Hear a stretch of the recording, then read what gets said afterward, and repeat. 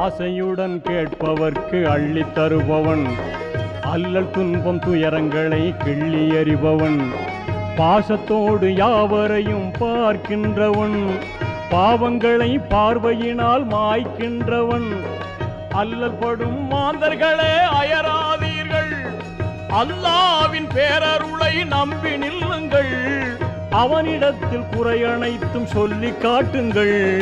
அன்பு நோக்கு தருகவென்று அழுது கேளுங்கள், இறைவனிடம் கையேந்துங்கள்,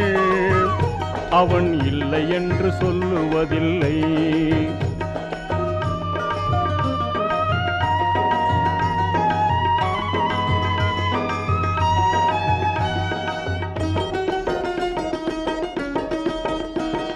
தேடும் நேயர் நெஞ்சங்களில் குடியிருப்பவன்,